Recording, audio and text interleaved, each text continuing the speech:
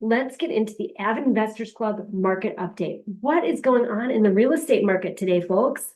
We're all in it, we're all living it, but what are the highlights? Well, it's neither a buyer's market nor a seller's market, that's for sure. Sometimes it's neither, sometimes it's both.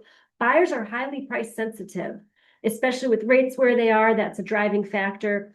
Sellers, pricing at the higher end of your price range is not the best strategy for success right now, even if you really, really want to test a price, because what you have is awesome.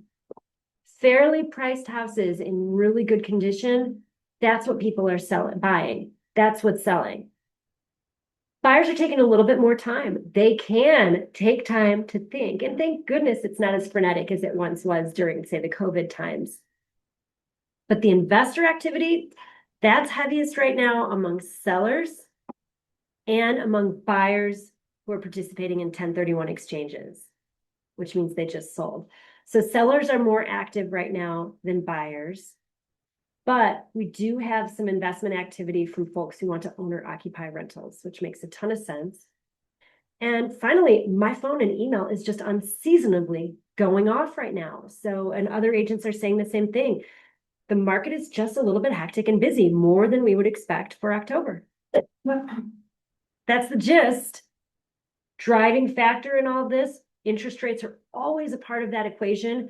And they're kind of the same as where they were last month, even though they did some movement in between now and last month. They went up, they went back down. This is what they look like. If you're buying a single family home to own or occupy and you want to do a 5-year ARM to get the best rate, you're looking at around 5.5%. Otherwise, you're looking at around 6%. Low sixes is where interest rates are. If you want a 30-year fixed, 5.99. So that affects people's payments. Imagine those step-up homes. Someone could buy a $1.1 million home because they're ready, they want more space, they're stepping up into their fanciest home they're going to own probably, and they're going to put, that buyer may have a lot of money. They put $300,000 down, so they only have an $800,000 loan, and their monthly mortgage payment after principal, interest, taxes, and insurance on that, $5,000 a month. Yeah, it's big. So that's pushing some buyers who maybe could be approved for a super expensive house into a slightly less expensive house, just because $5,000 a month just seems like a number that's hard to swallow. Okay, so single family homes, the median price of homes is right around $555,000. Interestingly, if you're looking at resale, that's $550,000. If you're looking at new builds, that's $560,000. So there's just not a huge discrepancy between what you're paying for on a resale home and a brand new home right now. So perhaps that's a symptom of some extra inventory. The new builds have only been able to go up year over year in price a couple percent from last year. But our other things that are up besides our median price of home, days on market are up, inventory is really way up, and then number of homes sold is up. Inventory went up 26% in new construction. So a lot of inventory in new construction. And that new construction segment of the market, 3.5% gains in price since last year. Now with Canyon County, it's a little more affordable. You're right around $422 for your median price of homes. And days on market are up, inventory is up, and the number of homes sold actually went down a little bit, just a couple percent. And when I was asking some of my colleagues, hey, what do you think about this market update? What do you think, my little 10 points that I just read? They talked about how interest rates and still in-migration was keeping up the rental market and the market. And I thought, really, in-migration? Let me check you on this. And so, because I just wasn't sure how much impact in-migration is making right now. We're looking at around, in Canyon County, a 3.6% year over year population increase between 24 and 23. The data is a little delayed. And in Ada, it was only up 2.1%. And somewhere in there, we need a couple percent to continue. We need that growth to continue, to prevent vacancy and stuff. So we're just right in there. But what about the multifamily? Duplexes and fourplexes, inventory in Ada and Canyon County. both the counties. Inventory decreased to 55 and prices dropped a bit. Oh, no, sorry. Inventory decreased to 55, which was a 12.6% decrease in inventory. Pendings increased by 3, sales only by 3, so they were up to 14, and absorption levels are all over the place, which is kind of in support of that. It's neither a buyer's market, it's neither a seller's market, it's sometimes neither, sometimes both. It's just all over. Here's what the active inventory of fourplexes look like right now, with a little flag on one of them that's not my listing, but that Douglas property has a fourplex and it looks like this. So they've got covered parking. And the price just went down to just under $800,000. And I saw the word motivated seller in there, I thought. So I thought, oh, that's interesting and good to know. However, for $850, you can get something a little bit newer. For $925, you can get a fourplex on Rose Hill.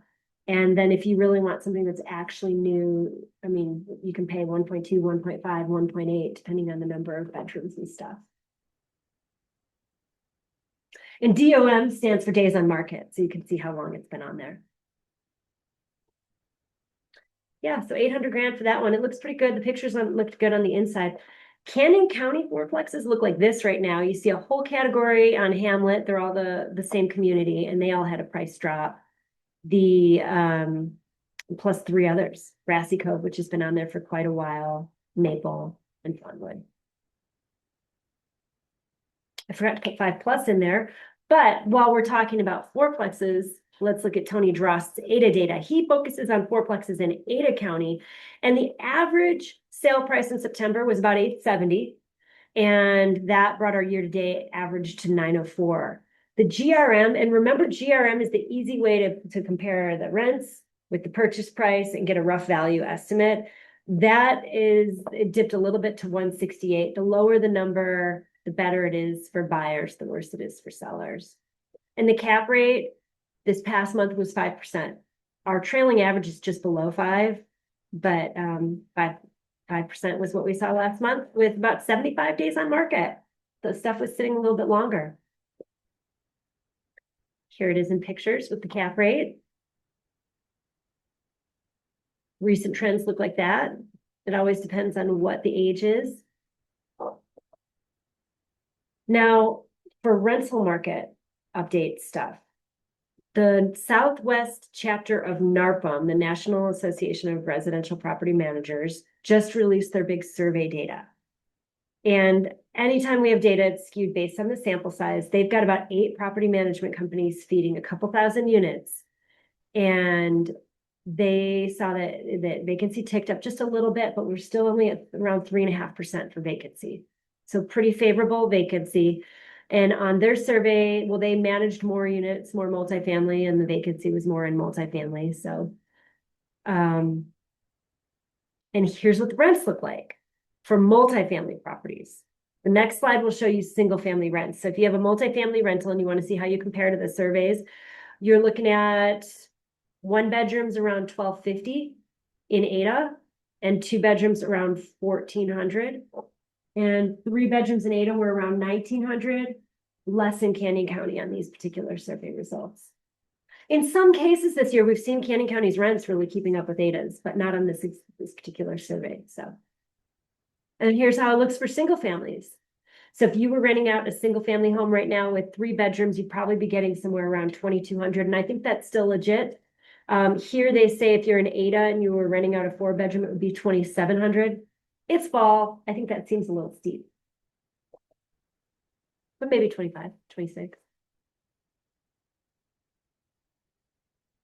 And then first rates, big tips haven't really changed too much. If you have a vacancy, really monitor your price. If it starts to go quiet, adjust your listing. Evaluate it every 7 to 10 days and be open to modest reductions, whatever you need to do to get it rented. Because time is not a friend of active listings or active rental listings. They don't age like wine. They age like milk. That is the market update. Any questions?